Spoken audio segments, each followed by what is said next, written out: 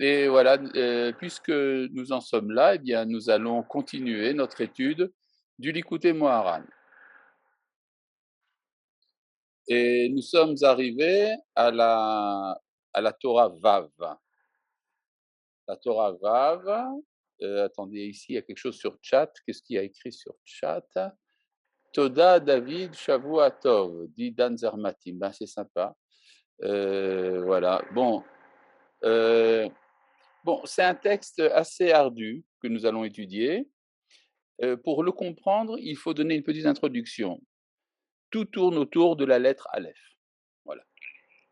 C'est une interprétation de la lettre Aleph avec les conséquences que ça a au niveau psychologique, du comportement intérieur, des midotes et tout le reste.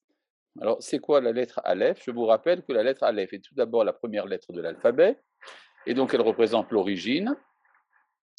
Elle est composée d'un Yud en haut et un Yud en bas. Et qu'entre le Yud d'en haut et le Yud d'en bas, il y a une diagonale. Cette diagonale est classiquement considérée comme un Vav. Parfois comme un Vav unique, parfois comme deux Vav à la fois, qui seraient collés l'un à l'autre. Voilà, donc vous avez un Yud, un Vav et un Yud. Remarquez sur chose intéressante, c'est que en Gematria, en valeur numérique, ça vous donne 26, qui est le nom de Dieu, Yudke Vavke. C'est-à-dire vous avez un 10, c'est le Yud d'en haut, 10, le Yud d'en bas, au milieu vous avez un Vav, c'est 6, donc 10 plus 6, ça fait 26. Et qu'est-ce que ça représente? Alors, ça représente classiquement, il y a beaucoup d'interprétations qui sont données par nos maîtres de la signification de l'alphabet. Et ici, ça voudrait dire qu'il y a, s'il y a un yud supérieur et un yud inférieur, ça veut dire qu'il y a un idéal et une réalité. Voilà. Et que l'idéal, qui est le yud supérieur, se traduit dans la réalité par le yud d'en bas, qui est la perfection du monde d'en bas. Et entre les deux yud, vous avez un vav. Ça va pour le bruit ou pas? Vous entendez un bruit ou pas? J'entends rien. Et Qu'est-ce que vous peut-être dites? vous avez une pièce plus éloignée. Hein? Peut- Peut-être vous avez une pièce plus éloignée de votre Mirpesset arabe. Bon, je vais essayer, une seconde. Je vais essayer, mais c'est pas facile parce qu'en fait, ça ébranle l'ensemble de la maison. Mais enfin, je vais voir, une seconde. Je vais essayer. Je vais essayer, une seconde, une seconde. Une seconde. Nous allons faire ça ailleurs.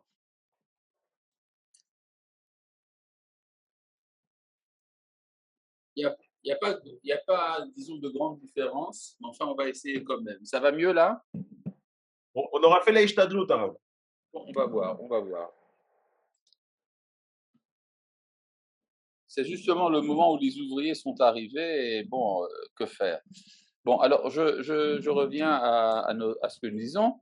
Le Aleph représente ici le lien entre deux Yud, le Yud supérieur, le Yud inférieur. Le Yud supérieur représente l'idéal, le Yud inférieur représente la réalité. Vous voyez que ma cuisine est belle. Et, euh, et en fait, le Vav diagonale représente la cloison qui ne peut pas, qui est obligatoirement présente entre entre l'idéal et la réalité. Il y a toujours un écart, une séparation, et cette séparation nous permet de réaliser des idéaux. Je voudrais rappeler à ce propos, il y avait euh, dans le livre du Kuzari, quand il parle de ce qu'on appelle la Shekhinah, la présence de Dieu, eh bien, la Shekhinah est comparée à un rayon de soleil qui apparaît à travers les nuages lors d'un jour couvert.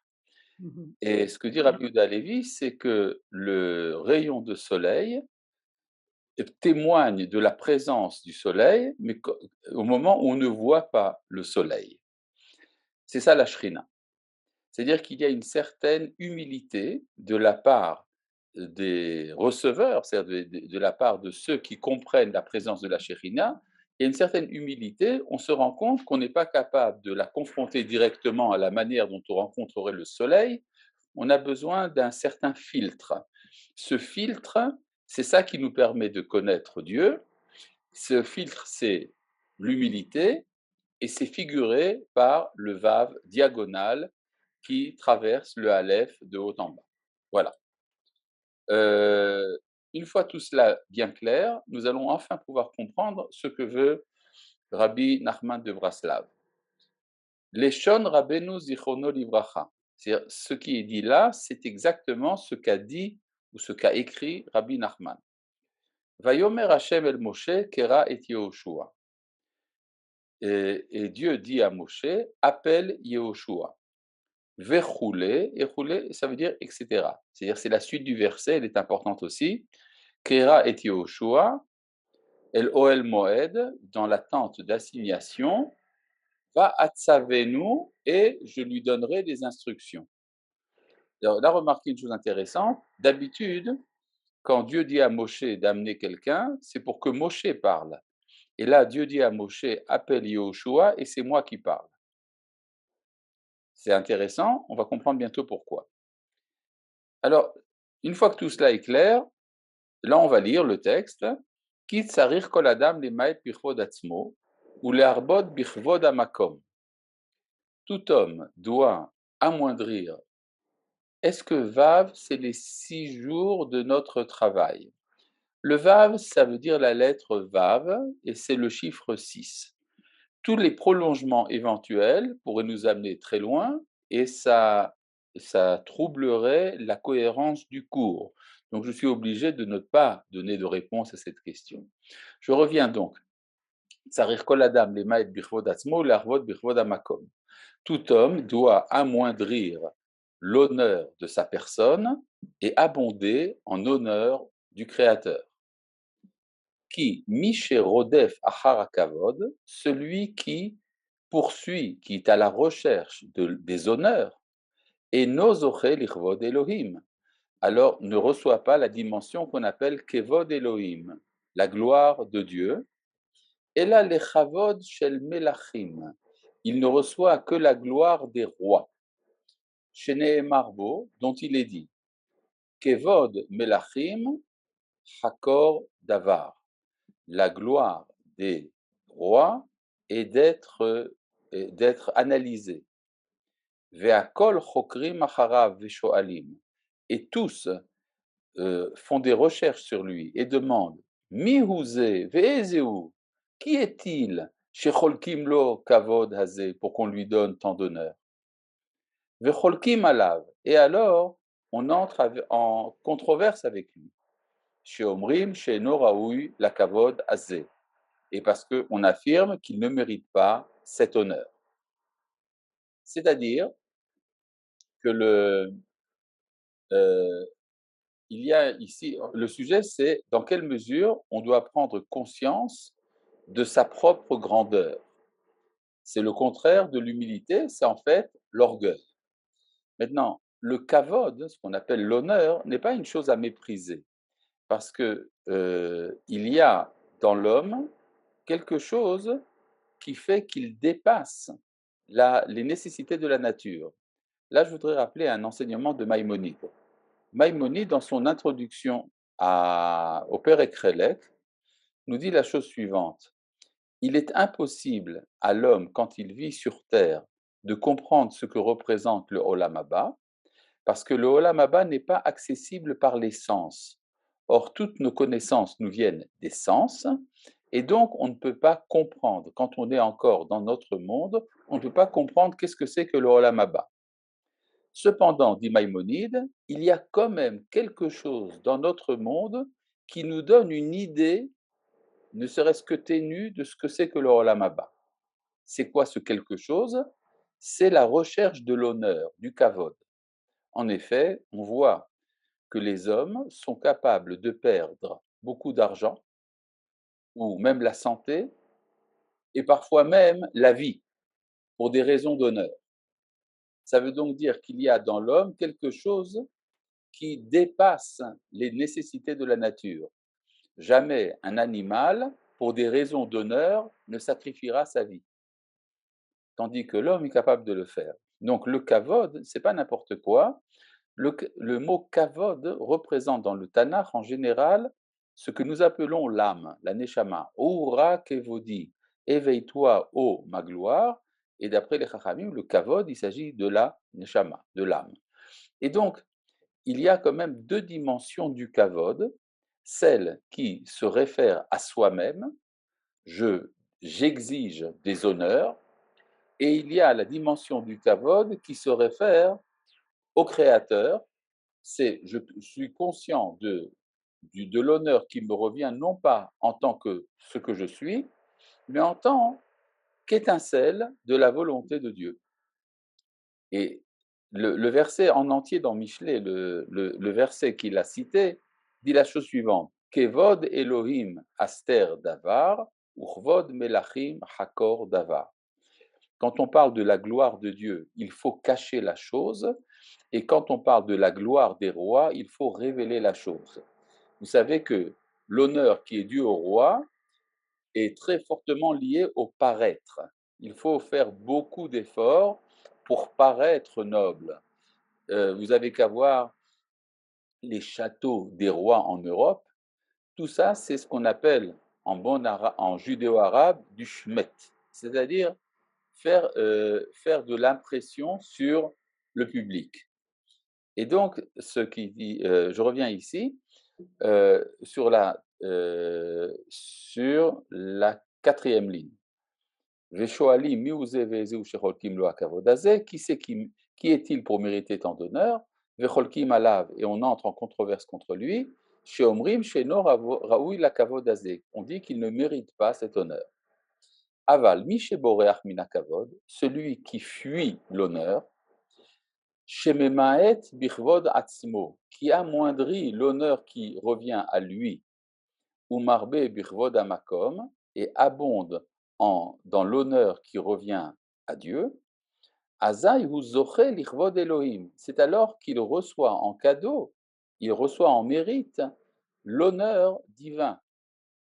C'est-à-dire l'honneur que cette personne va recevoir n'est pas son honneur à lui, c'est l'honneur qui lui est donné par Dieu. Et c'est alors, dans ce cas-là, les hommes ne chercheront pas à savoir s'ils méritent cet honneur ou pas. Et c'est de lui dont il est dit, Kevod Elohim, quand on a la gloire de Dieu, Aster Davar, on cache la chose. Qui assur l'achkor al hakavod hazé, car il est interdit de s'enquérir de cette gloire. Alors, je vais essayer de résumer très rapidement ce que nous avons dit dans le premier paragraphe. Il y a deux manières de recevoir de l'honneur en tant qu'homme honorable ou en tant que serviteur de Dieu. Si je demande de l'honneur en tant qu'homme honorable, alors on va me chercher, comme on dit. On va savoir si je mérite ou si je ne mérite pas. Par contre, s'il s'agit de l'honneur que je donne au Créateur du monde, alors cet honneur va rejaillir sur moi, mais il n'y aura pas d'enquête sur mon droit à cet honneur. Voilà. Maintenant, nous allons passer au deuxième paragraphe. Là, c'est bon. Ve'i efshar lizkot la kavod hazeh ela al yedei hateshuva. On ne peut recevoir cet honneur, c'est-à-dire l'honneur divin, que grâce à la teshuva. À nouveau, je vais interroger David Altar pour savoir si le bruit est vraiment dérangeant. Non, non, ça passe, à Ça passe? D'accord, je suis heureux de le savoir. Parce que moi, j'entends ici un bruit terrible. Mais en tout cas, c'est bien. Bon. Ve'i Charles Liscott la kavod hazeh ela al yedei teshuva. On ne peut mériter cet honneur qu'en faisant teshuva. Pourquoi? Parce que la teshuva, c'est revenir au Créateur. Et donc, c'est abandonner son ego pour retrouver la volonté du Créateur. Et donc, quand il y a abolition de l'ego, il ne peut pas y avoir d'enquête sur mon honneur. Et là, nous avons une longue considération, ça va être un peu long, pour savoir qu'est-ce que c'est que la teshuva. Bon, on a l'habitude de dire la teshuva, c'est de se repentir de ses péchés et tout le reste. Et on va voir que ça va beaucoup plus loin d'après Rabbi Nachman. Viikar teshuva, l'essentiel de la teshuva, Kesheyishma biziono yidom vishtok. C'est lorsqu'on entend sa honte et qu'on se tait. C'est-à-dire si quelqu'un nous fait honte et que l'on se tait et qu'on ne réagit pas, c'est là l'essentiel de la teshuva. Très bizarre. Depuis quand est-ce qu'on apprend que c'est ça l'essentiel de la teshuva? Alors, pour bien comprendre Rabbi Nachman, il faut se référer à un enseignement du Zohar. Le Zohar nous dit que ce qui fait l'expiation des péchés, c'est la honte que l'on ressent par rapport au péché. C'est-à-dire, la honte, c'est le sentiment de la différence entre ce que je devrais être et ce que je suis en fait. Et quand on me fait honte et que je ne réagis pas, ça veut dire que je ne tiens pas compte de mon ego. Et donc, je me réfère à la volonté du Créateur qui a voulu que je sois ce que je suis. Et donc, c'est ça la vraie teshuva. Kilet kavod belo kaf. Il n'y a pas de kavod sans la lettre kaf. En effet, le mot kavod commence par la lettre kaf. Ve'akaf ou keter. Et le kaf, c'est la couronne. Le mot keter aussi commence par kaf. Behinat eheye, ce qui ressemble au nom eheye, qui veut dire je serai. Behinat teshuva, ce qui est une manière de la teshuva. Qui fait honte là? Yishma bisiono me'efo. Quand on, par exemple, on est humilié par quelqu'un de l'extérieur qui révèle, par exemple, quelque chose sur moi que je voulais cacher. C'est pas forcément la honte que je ressens par rapport au péché, mais toute honte ressemble à une autre honte. Quand j'ai honte de mon péché, ça peut être remplacé par la honte que je ressens d'une humiliation. Et donc, ce que nous dit ici Rabbi Nachman, alors il y a tout un cheminement qui va nous faire. Le kavod est en rapport avec la lettre kaf, le kaf est en rapport avec le keter, keter est en rapport avec eheye, et eheye, c'est la teshuva. Alors, vous avez compris le nombre d'étapes qu'on va devoir passer. D'accord? Kavod, keter, eheye, teshuva. 4 étapes que nous allons devoir expliquer. Tout ça, c'est souvent Rabbi Nachman, pour expliquer ce qu'il veut dire, nous met d'abord un vocabulaire en place. Il y a un lexique. Alors, d'abord, que veut dire le mot eheye? Eheye, c'est un des noms de Dieu qui dit je serai. Da, Ana, Zamin, le Meheve. C'est, d'après le Zohar, je suis disposé à être. Eheye, ça ne veut pas dire je suis, ça veut dire je serai. Je serai, comme c'est un futur, ça veut dire je suis disposé à être plus tard. Hainu, kodem ateshuva adain en lo havaya. Avant qu'on fasse teshuva, on n'a pas encore d'être. Kiilu adain lo nithava baolam. C'est comme si je n'étais pas encore venu au monde. Ki tov lo shelo nivra mishenivra. Car il est préférable de ne pas être créé que d'être créé. En tout cas, quand on a des péchés sur la conscience. Ursheba letaher et atzmo vela sot teshuva. Mais lorsqu'on vient se purifier pour faire teshuva, az hu bifrinat eheye. C'est alors qu'il ressemble au nom eheye, hainu sheyelo havaya baolam. C'est-à-dire il va recevoir son être dans le monde, hainu ana zamin le meheve, ce qui veut dire je suis disposé à être. Donc, Eheye et Teshuvah, c'est à peu près la même chose. Tant qu'on n'a pas fait Teshuvah, on ne mérite pas d'être. Une fois qu'on a fait Teshuvah, on mérite d'être. Et donc, on est en route vers l'être. Ce qui nous met en rapport le terme de Teshuvah avec le terme de Eheye. Donc, nous avons gagné pour l'instant 2 des 4 étapes. Veze Bechinat Keter. Or, c'est ça qu'on appelle le Keter. Keter veut dire une couronne. Mais le mot keter veut dire une couronne, pas en hébreu, mais en araméen. Mais le mot keter en hébreu veut dire, c'est un mot rare qui veut dire avoir la patience, attendre. Les ebichinat keter, qui keter leshon hamtana, parce que le keter veut dire attendre, bechinat teshuva, ce qui ressemble à la teshuva. Pourquoi? Comme l'ont dit nos sages, que leur souvenir soit une bénédiction. Abba litaher mesayain lo, celui qui veut se purifier, on l'aide. Machal le echad sheba liknod afar semon, c'est comme quelqu'un qui vient acheter de l'huile odorante. L'huile odorante de apharsémone, le baume. Apharsémone, c'est un baume odoriférant. Omrim lo hamten, on lui dit reste ici. C'est-à-dire le vendeur dans la boutique lui dit reste un peu. Pourquoi? Parce que lorsqu'on va ouvrir le flacon, tout le monde va en jouir. Et donc on lui dit hamten, reste. C'est exactement le Veze Bechinat Keter. C'est ce que veut dire le mot Keter, Kemo Shekatu, comme il est dit dans le livre de Job, Katar Lizaer Vahaveka. Attends un peu avant que je te réponde. Aval Kodem Ateshuva. Donc vous voyez que ici il y a un rapport entre Teshuva et Heye et le mot Keter. Keter qui veut dire la patience. La patience, c'est ce que l'on demande à quelqu'un qui vient se purifier. Aval Kodem Ateshuva. Mais avant de faire Teshuva, Azai bechinat eheye be'astarat panim imenu. C'est avant de faire teshuva, ce terme de eheye, je serai, cache sa face. Ki adain lo echin et atzmo le meheve ba'olam, parce qu'il ne s'est pas encore préparé à être dans le monde.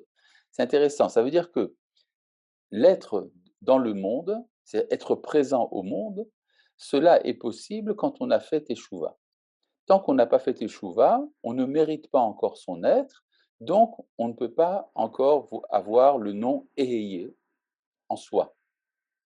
Ve'astarat pene Eheye, et lorsqu'on cache le nom de Eheye, gematria dam, ça a la valeur numérique du mot dam. Quel est le rapport entre cacher Eheye et le mot dam? Alors vous avez une petite note là sur le côté qui dit que ce qui se cache dans un mot, c'est quand on l'écrit première lettre, première et deuxième, première, deuxième, troisième, etc. Regardez, vous avez ici Aleph, Aleph He, Aleph He Yud, Aleph He Yud He. C'est ce qu'on appelle Achor, c'est regarder en arrière.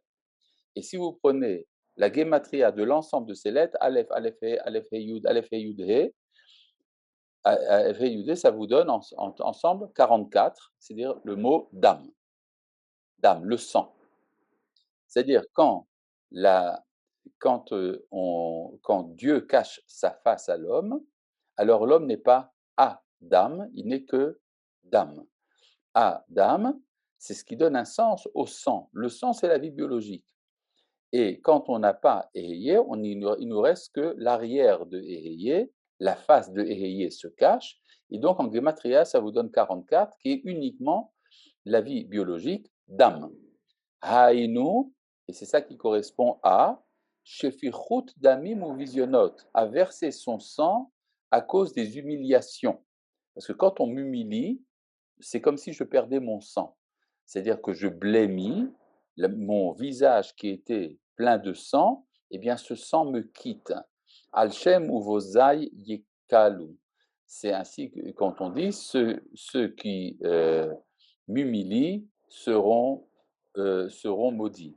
Ki adain hadam shebachalal asmali shebalev shesham medor hayetzerara. Parce que, encore, le sang qui est dans le ventricule gauche du cœur, c'est là que se trouve le mauvais penchant. Kemo shekatu velev kesil lismolo, ainsi qu'il est dit, le cœur de l'imbécile est à gauche. Adain ou betokef veoz, parce que le Yetzerara, qui est le sang qui se trouve dans le ventricule gauche du cœur, est encore très puissant. Et c'est pour ça que ça appelle sur lui des humiliations et le versement de son sang, parce que c'est là que ça ressemble à l'éclipse du visage de Eheye, et cette éclipse du visage de Eheye, Gematria Dam. Bon, alors, essayons de comprendre un peu plus. Ça veut dire, tant que j'ai du Yetzerara, ça veut dire que je suis plein de sang, je me fais du mauvais sang, et il me manque le Aleph, qui est le Keter, qui revient par la Teshuvah, qui est Eheye, et tout le reste. Vetikun leze, alors comment réparer le Yetzerara qui est le sang, chez Yaafor Dam les Dom. Il faut transformer le sang en silence. Dam, Dom. Dam, c'est le sang, Dom, le silence. Sheyiye minashom'im cherpatam ve'ena meshivim. Il faut être de ceux qui entendent leur humiliation et qui ne répondent pas. Velo yedagdek al vision podo, et qu'il ne fasse pas attention à l'humiliation de son honneur.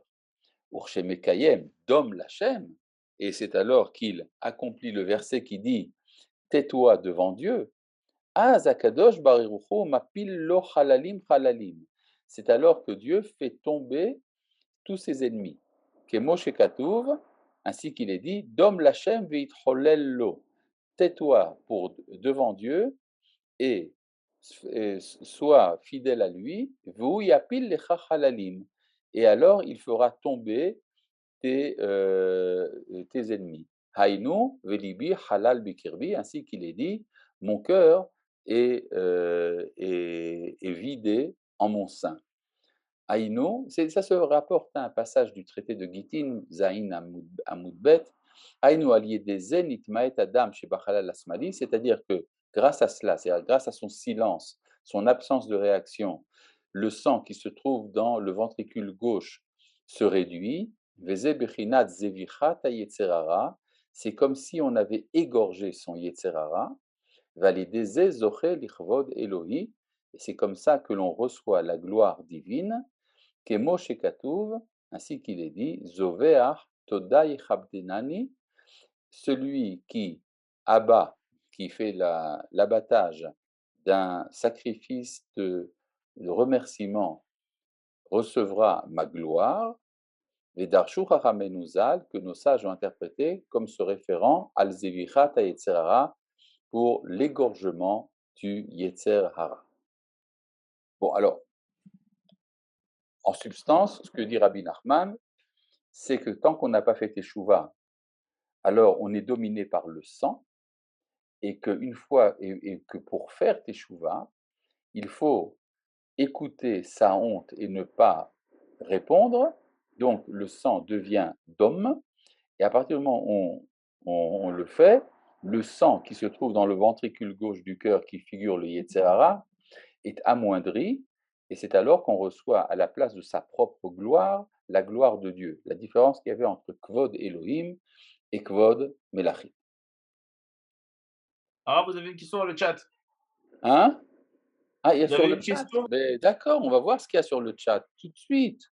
Alors, le chat nous dit qui fait honte là? Tout ça, on a déjà vu. Attendez, il y a encore d'autres. Une seconde, je vais voir la suite. Todar, David, Shavuatov, est-ce que Vav, c'est les décisions de travail? Qui fait honte là? Tout ça, on a entendu déjà. Donc, je ne vois pas de nouveau. Bon. Maintenant, Vetzarich le'echos tamid bemidat ateshuva. Il faut toujours s'attacher à la teshuva. Kimi yomar zikiti libi taharti mechatati. Qui peut affirmer, j'ai purifié mon cœur et je suis délivré de mon péché. Alors là, nous allons avoir une analyse originale de Rabbi Nachman de Braslav. C'est quoi taharti mechatati? D'habitude, on dit, ça veut dire quoi taharti mechatati? Je suis purifié de ma faute. Mais non, là, il va dire, je suis purifié d'avoir dit hatati. Hatati, c'est ce que l'on dit lors du vidouille, lors de l'aveu de la faute. Alors on dit hatati aviti pashati. J'ai péché. Et ça a l'air très bien de faire son vidouille. C'est une forme de teshuva. Or, ce que Rabbi Nachman va nous dire maintenant, c'est qu'il faut se purifier de la teshuva aussi. Ki besha'a chez Adam Omer. Car lorsqu'un homme dit hatati aviti pashati, quand quelqu'un dit j'ai péché et j'ai transgressé, je me suis révolté, même cela ne veut pas être dit dans la pureté du cœur sans le moindre intérêt. Là, il y a une explication entre parenthèses, Vezeu, c'est pour ça qu'il est dit, Mi omar zikiti libi ta'arti mechatati, qui pourra dire j'ai purifié mon cœur, je me suis purifié de mon péché, Haïnu mi yochal lomar shelibo zach vetahor mipniot, qui pourra affirmer que son cœur est pur et dénué d'intérêt personnel, afilu besha sheomer chatati, même au moment où il dit j'ai péché.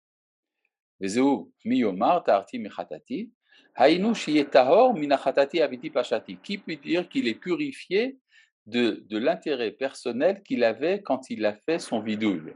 Chez Amar, qui gam az enozach vetahor bilipniot. Nimtza, c'est-à-dire, chez Tsarich la asot teshuva la teshuva rishona. Il faut faire teshuva de la première teshuva. C'est-à-dire, il faut faire la première teshuva sur ses péchés, et après, il faut faire teshuva d'avoir fait teshuva. Parce que quand je fais teshuva, il y a un mélange d'orgueil qui se mêle au fait que j'ai fait teshuva. Haïnu al chatati abiti pashati she'amar. Il faut donc faire teshuva d'avoir dit j'ai péché. Qui alav ne'emar, c'est de ça dont il est dit, bisfatav kibduni. Ils m'ont honoré, dit le prophète Isaïe, ils m'ont honoré par leurs lèvres. Qui aliédé hateshuva zoché lichvod Hashem, velibo rachak mimeni. Mais parce que ils m'ont honoré par leurs lèvres, c'est par la teshuva qu'ils ont fait, qui leur fait mériter la gloire de Dieu. Et pourtant, Velibo rachak mimeni, continue le prophète, mais son cœur s'est éloigné de moi. Pourquoi? Parce qu'il a un certain orgueil d'avoir fait teshuva. Vafilum yodea adam beatzmo she'asa teshuva rishona. Car quand un homme sait très bien qu'il a she'asa teshuva shelema, qu'il a fait une teshuva parfaite, afal pichen tzarich lasot teshuva al teshuva rishona. Il faut cependant faire teshuva de la première teshuva. Qui mitechila que she'asa teshuva asa lepi asagato. Parce qu'au début, quand il a fait teshuva, il l'a fait selon ce qu'il comprenait. V'achakar bevadai que she'ose teshuva. Mais après, quand il fait à nouveau teshuva, bevadai ou makir ou masik dioter et Hashem yitbarach, il connaît mieux Dieu. Nimtza lefi asagato shevasig arshav, et maintenant il comprend selon ce qu'il comprend maintenant. Bevadai asagato arishona ou bifrinat gashmiyut, que sa première compréhension était ressemblable au matérialisme. Nimtza shetzarich lasot teshuva al asagato arishona. Al Sheid Gashem et Remumut Elohuto. Donc il faut faire Teshuva de la première Teshuva dans laquelle il a trop concrétisé la grandeur de la divinité. Bon, pour comprendre ça, je dois vous raconter une histoire que racontent les Rishonim. Je crois que c'est dans le Or Zarua, une histoire à propos de Rav Saadia Gaon. Je pense qu'on en avait déjà parlé, mais là, il y fait directement allusion.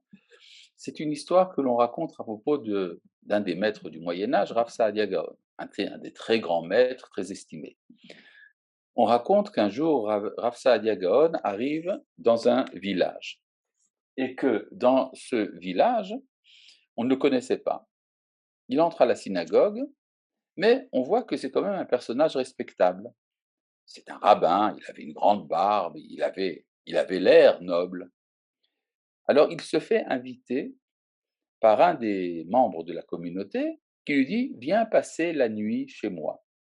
Alors, il vient donc chez ce Baal Baït, il est bien reçu, il est honoré comme un rav, et le lendemain matin, lors de la prière de Shacharit, quelqu'un l'identifie à la synagogue et dit: «Ah, mais c'est Rav Saadia Gaon».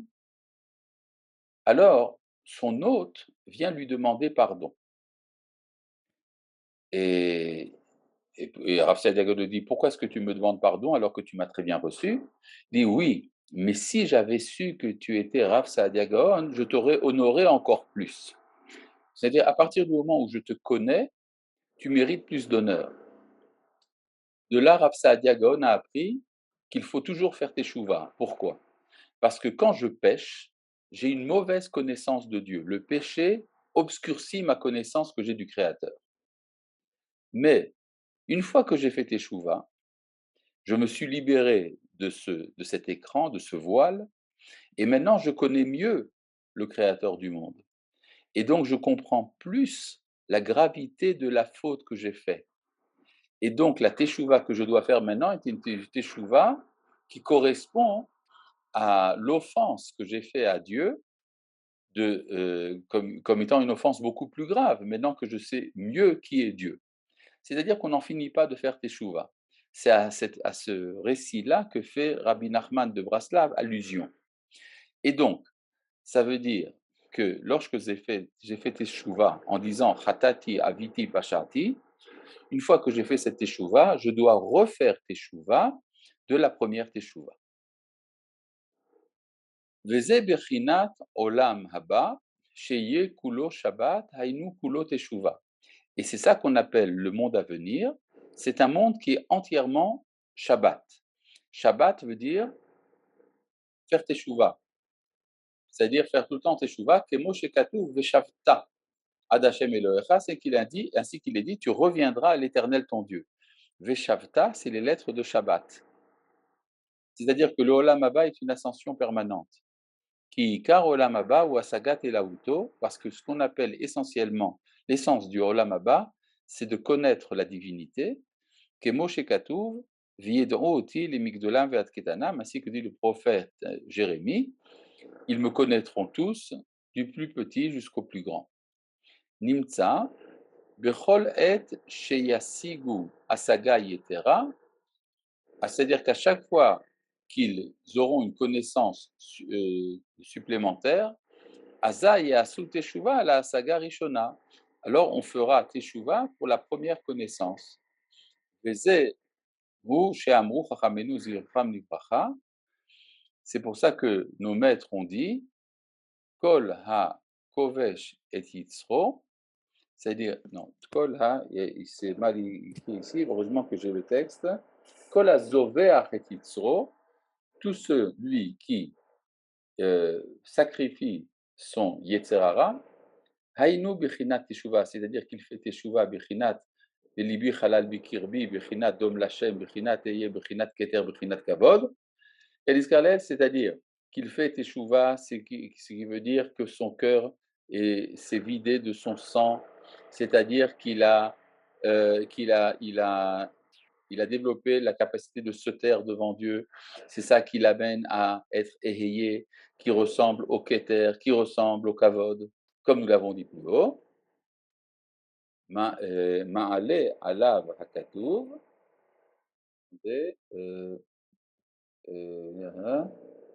umitvade alav, non, umitvade alav, et qu'il fait son vidouille, hainu shemitvade al zevichat yitzro, c'est-à-dire qu'il fait le vidouille du fait qu'il a déjà abattu son yetzerara, il fait teshuva sur sa teshuva. Hainu sheose teshuva al teshuvato vasagato arishona, et c'est-à-dire qu'il fait teshuva sur sa première teshuva et sa première compréhension, que ilu, là, à nouveau, je reprends ici le texte. Kibdo la kadosh baruchu bishne olamot. C'est comme s'il avait honoré Dieu dans deux mondes. Ki teshuva rishona, la première teshuva qu'il a fait, bechinat kevod olamazé. C'est la gloire de ce monde. Ve'achar teshuva shezoche la saga yetera ou makir bioter et romutelo uto. Mais après la teshuva, quand il a une meilleure compréhension et qu'une meilleure intelligence des choses, et qu'il connaît mieux la grandeur de Dieu, qu'il fait teshuva de sa première teshuva, zot teshuva ibrinat kevod olam haba, cette teshuva ressemble à la gloire du olam haba. Et c'est ça qu'ont dit nos sages. Or, yekarot v'kipaon, une lumière chère, et Kipaon veut dire ici qui se manifeste. Or, chez Yakar Baolamazé, une lumière qu'il est difficile de trouver, qui est rare dans ce monde, Yekafou Vekal Laolamaba sera facilement accessible dans le monde à venir. Nimtsa Baolamaba Keshizku la saga Yetera Belauto, c'est-à-dire que dans l'Olamaba, quand on aura une plus grande intelligence de la divinité, alors c'est évident qu'on regrettera. Veyasu teshuva la sagat olamazé. On fera teshuva de l'intelligence qu'on a eue dans ce monde, qui a sagat olamazé bifrinat geshem neged asagat olamaba, parce que l'intelligence des choses que nous avons dans ce monde ressemble à du matériel, à de la matière par rapport à ce qu'on va accéder dans le Olam Haba. Petite remarque, je voudrais faire. Vous savez que souvent, quand nous entendons les discussions des enfants de 3 à 4 ans, alors on rigole, on se dit: «Tiens, quelle bêtise ils ont dans la tête». Nous, au moins, les adultes, nous sommes intelligents. Mais il faudrait se demander si, quand les anges écoutent ce que nous disons, s'ils ne rigolent pas de la même manière. Ils se disent: «Tiens, qu'est-ce que les hommes sont bêtes, ils ne comprennent même pas ce que nous comprenons». Alors on peut dire c'est un peu ce que dit Rabbi Nachman. Quand on arrive à la dimension du Olam Haba, on se rend compte que toutes les manières que nous avions de comprendre la divinité étaient ridicules. Et donc il faut faire teshuva sur sa première teshuva. C'est ça que veulent dire nos sages quand ils disent que on a honoré Dieu dans les deux mondes, qui parce que l'égorgement du Yetzer Hara, l'abattage du Yetzer Hara, c'est comme la première teshuva. Hu bechinat kavod olam hazeh. Ça ressemble à la gloire de ce monde. Vavidouille al zevichat hayetzer ainu teshuva sheniya. Et le vidouille que l'on fait de ce premier abattage du Yetzer, c'est ça la deuxième teshuva. I bechinat kevod olam haba, ça ressemble à la gloire du monde à venir. Shakavod arishon naasa kafui vekal neged hakavod hasheni, parce que ça veut dire que le premier kavod, le premier honneur qu'on a reçu a l'air léger par rapport au kavod du deuxième kavod, celui du olam haba. Voilà, pour l'instant, c'est relativement clair. Là, il va nous donner une interprétation d'un verset supplémentaire de Tehillim. C'est-à-dire, sur la base de tout ce que nous avons compris, on va comprendre un verset de Tehillim dans le chapitre Nun. Zeh sheomer akadosh baruch hu, c'est pour ça que Dieu dit Ele asiti ve'echerashti, asita ve'echerashti, dimita eyot eheye kamocha. Quand tu as fait tout cela, moi je me suis tu, dit Dieu. Dimita heyot eheye kamocha. Tu t'es imaginé que je serais comme toi. Alors regardez ici que le mot eheye apparaît à nouveau. C'est-à-dire, tu as pensé que tu pouvais être comme eheye. Alors c'est quoi cette histoire? Ki ha'adam alideh shemacharish nasa b'chinat eheye kanal. Parce que quand un homme se tait par rapport à son humiliation, alors il reçoit la dimension de eheye. Aval akadosh baruch hu, mais quand Dieu lui-même Ma shemacharish la Adam, quand Dieu se tait par rapport à ce que fait l'homme, enze bishul eheye chas v'shalom. C'est pas pour que Dieu reçoive la dimension eheye, qu'ils en shayach etzel hakadosh baruch hu. Dieu n'a pas besoin de mériter son être.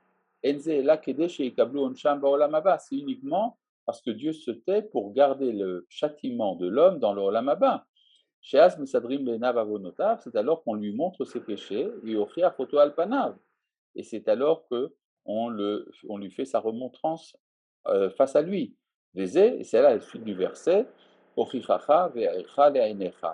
vais te faire remontrance et présenter devant toi. Et donc, ce que nous dit ici Rabbi Nachman, c'est qu'il y a une différence entre le silence de l'homme et le silence de Dieu. Quand l'homme se tait par rapport à son humiliation, c'est pour mériter son être, pour recevoir son eheye. Par contre, quand c'est Dieu qui se tait, ce n'est pas pour que Dieu mérite son être, il n'a pas besoin de le mériter, mais c'est pour mettre l'homme face à sa responsabilité lors de son jugement. Pour Shérotse, Adam l'élève de Daré à Teshuvah, mais quand un homme veut aller jusqu'à présent, vous avez vu que c'est un très long texte, la lettre Guimel, c'est pour nous expliquer donc que pour mériter la gloire divine, celle qui n'entraîne pas d'enquête sur son mérite, il faut d'abord faire teshuva. Quand on fait teshuva, on mérite son être, on reçoit donc la dimension Eheye, qui est le Keter, et l'essentiel de la teshuva, c'est quand on se tait par rapport à son humiliation, et là, il rajoute un élément supplémentaire. Pour Sherotse Adam, l'élève bedarrea teshuva, quand un homme veut aller dans le chemin de la teshuva, tsarich liot baki bahalacha. il faut qu'il soit versé dans la halacha. Vetzarich liot, alors c'est quoi être versé dans la halacha? C'est pas du tout ce que l'on pense d'habitude, c'est autre chose. Vetzarich liot lo shne bekiut. Il doit avoir deux connaissances. Hainu baki beratso, baki beshov. Il faut s'y connaître dans courir et s'y connaître en retour. Alors bon, ratso vachov, ça veut dire courir et revenir. C'est quelque chose que Rabbi Nachman a expliqué plus haut d'ailleurs, que dans la connaissance du Créateur, il y a une sorte de mouvement d'aller et de retour. Ratso vachov. C'est-à-dire, il faut se rapprocher, il faut s'éloigner à la fois. C'est-à-dire, trop se rapprocher de Dieu, finalement, c'est fusionner dans la divinité, c'est une forme de mort. Trop s'éloigner, c'est également une forme de blasphème. Alors, comment est-ce qu'on fait pour avoir la émouna? Il faut se rapprocher et s'éloigner à la manière d'un balancier. Donc, c'est ça faire teshuva, s'y connaître en ratso et s'y connaître en shov.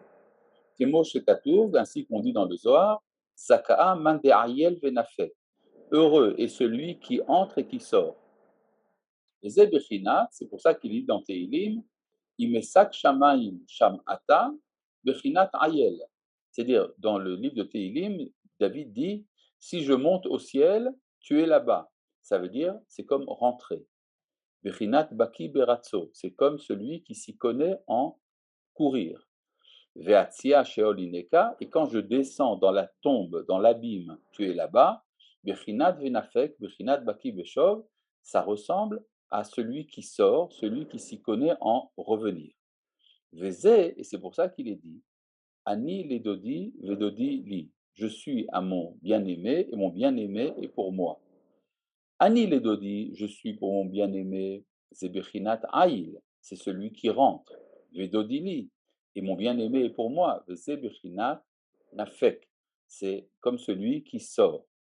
Vezé Sod Kavanat Elul, c'est ça que signifie le mot Elul. Ani Ledodi, Vedodi Li, ce sont des initiales.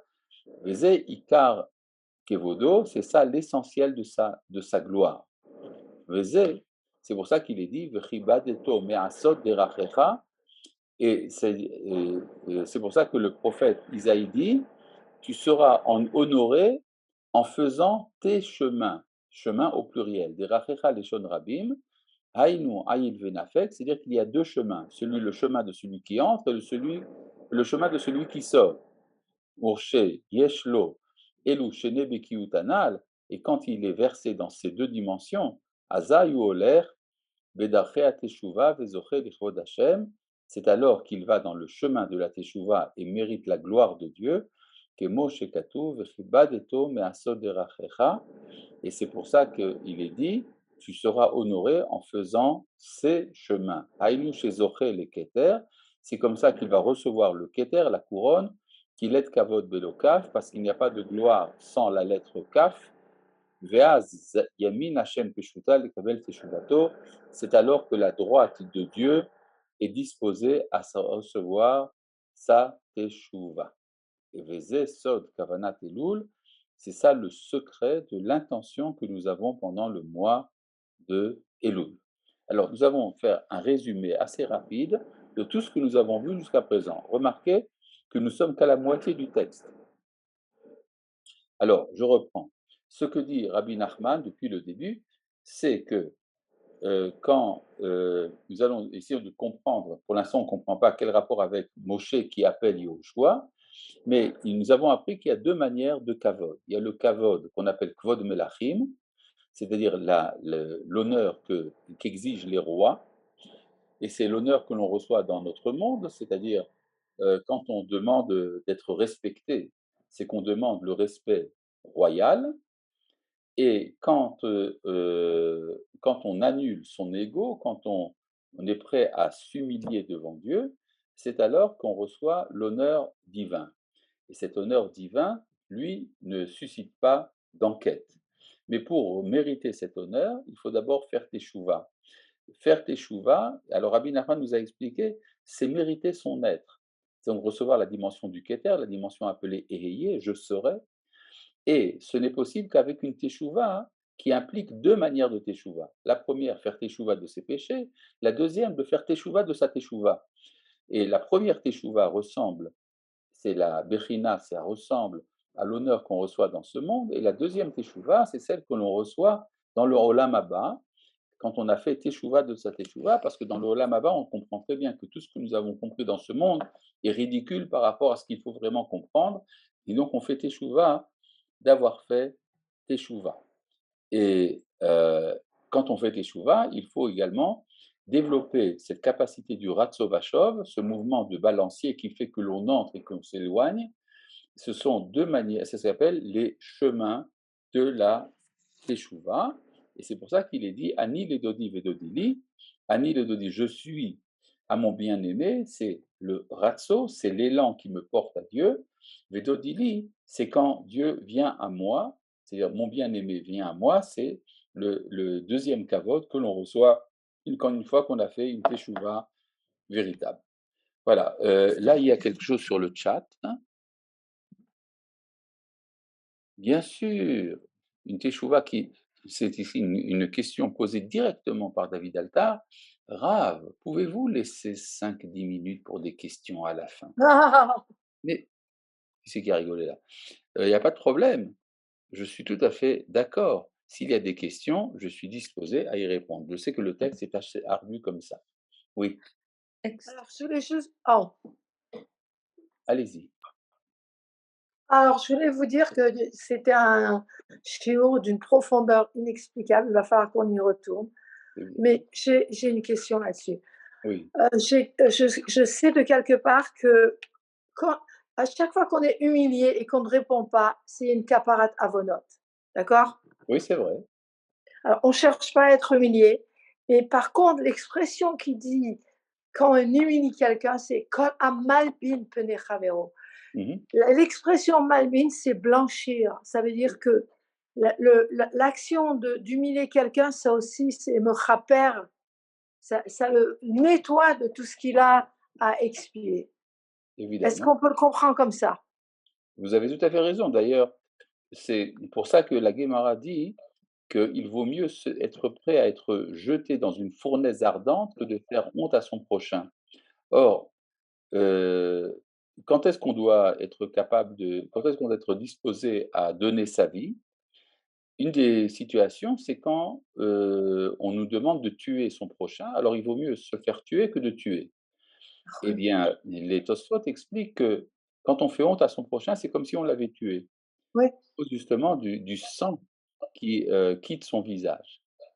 Oui. Maintenant, je vois qu'il y a une question de Denis Messan Monsieur qui a levé Messan, la main, mais qui a fermé son micro.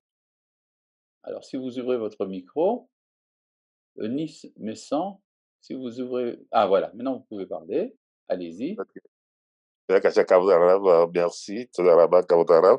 merci. Je reviens au début sur l'explication de la lettre Aleph. Oui.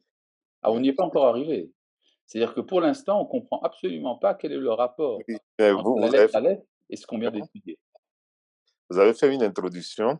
Oui, Je voudrais voir, est-ce qu'on pourrait l'assimiler à ce qui est passé le deuxième jour, quand on parle de, par exemple, la barrière, d'accord, qui est aussi les eaux Me'al, la Rakia, et les eaux et Mita'at, la Rakia. C'est-à-dire cette séparation des eaux supérieures par rapport aux eaux alors, inférieures.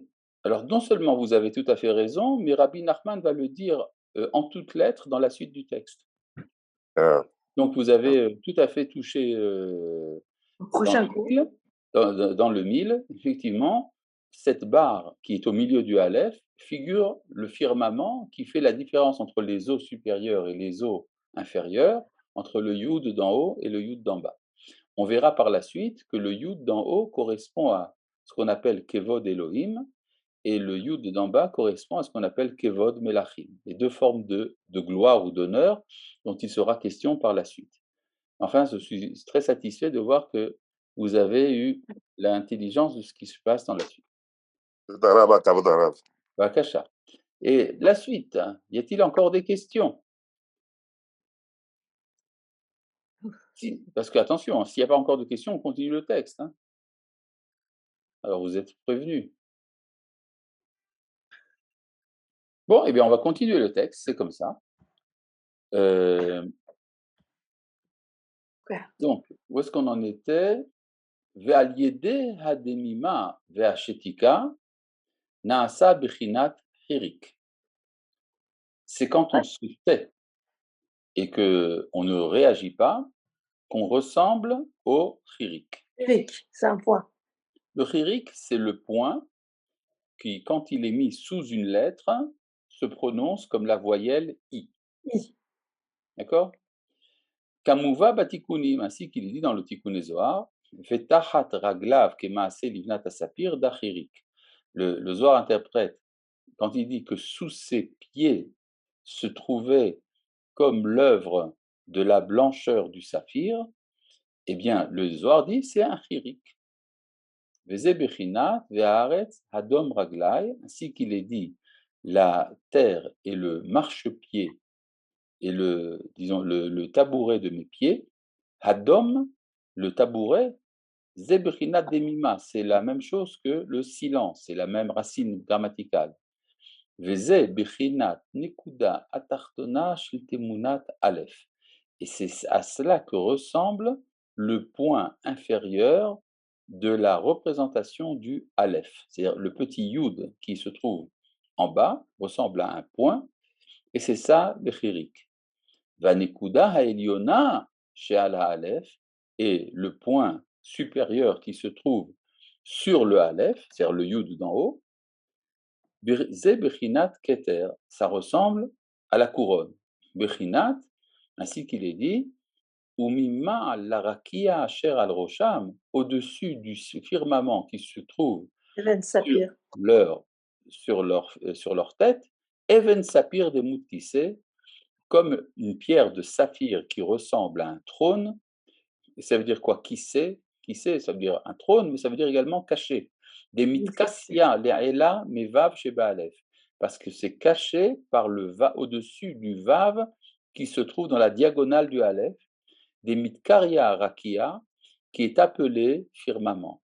Vanekuda hi qui sait des mitkassia, et le point c'est comme le trône qui se cache, que Moshe Amrou, ainsi qu'il est dit, Bamoufla mimcha al tidrosh, ainsi qu'a dit Ben Sira, dans ce qui t'est caché, ne t'enquiert pas, ou va me chousse mimcha al tarkor, ce qui est voilé de toi, ne le recherche pas.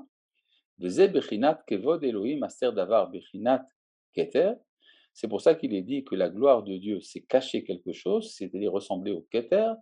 Ve'avav shebetoch ha'alef, et le vav qui est en diagonale dans le aleph, hu rakia, c'est le firmament, shamaim, esh umaim, c'est-à-dire le ciel, c'est fait de feu et d'eau. Bechinat habusha, c'est ça que fait la honte. Chez Nishtana panav lechamak vanim, parce que le visage de celui qui a honte prend différentes couleurs. Les bechinat rakia, et c'est ça que veut dire le ciel, klalut agavnin, qui est le mélange de toutes les couleurs, menaasa alideze adam, la chevet à la kissé. C'est alors que on mérite d'être un homme qui va s'installer sur le siège, kemo shekatuv, ainsi qu'il est dit, udmut kemare adam alav milmala, il y a une ressemblance d'homme sur le siège, qu'il est Adam belo Aleph, car il n'y a pas de Adam sans le Aleph. Veze otiot Adam, c'est ça les lettres Adam. Aleph, Dam. Aïnou, aliédé Dom Lachem, Naasa Aleph, parce que quand il se tait, alors il devient un Aleph. Naasa Adam, la chevet à la kissé. Alors il est digne du titre de Adam pour s'installer sur le trône, qui a Vav chez Betor Aleph ou Rakia, parce que le Vav qui est dans la diagonale du Aleph, c'est comme le firmament, Klaliut Akvanin, qui est l'ensemble des couleurs, Aïnou Abusha Kanal, qui est ce que l'on ressent quand on a honte, Vanekuda Hatartona Yashtika Veadmima, et le point d'en bas, c'est le silence, que Moshe Katou Ve'aretz Adom Raglai, ainsi qu'il est dit, la terre est comme le silence de mes pieds, Bechinat Chirik, qui ressemble à un chirik, Bechinat Vetachat Raglav, ainsi comme dit le verset, c'est sous ses pieds. Vanekuda ha'elyona hi kiseh mitkassia, et le point d'en haut, c'est le trône qui se cache, Bechinat Teshuva, qui ressemble à la Teshuva, Bechinat Kevod Elohim Aser Davar, qui ressemble à la gloire de Dieu qui est cachée, Bechinat Bampruse Mimcha al Tarkor, ainsi qu'on a dit, ce qui t'est voilé, ne le recherche pas, Bechinat, ce qui ressemble à Umima Laraki Ademut Kiseh, au-dessus du firmament se trouve un trône, Venaasa Adam la Shevet al Kiseh, et c'est alors qu'il devient un homme qui s'installe sur le trône, Bechinat Kemare Adam Alav Milmala, comme dit le prophète Ézéchiel, c'était comme la ressemblance d'un homme par-dessus, au-dessus. C'est-à-dire, en fait, ce qu'il nous a dit ici, que quand on fait Teshuvah, alors on mérite le titre d'homme, le Adam devient, le Dam, grâce au Dom, va devenir Adam, et c'est alors qu'on ressemble à un Aleph et qu'on peut s'installer sur le trône céleste. Voilà, tout ça, c'est l'introduction à la deuxième partie que nous verrons, Bezrat Hashem, la prochaine fois. Shalom.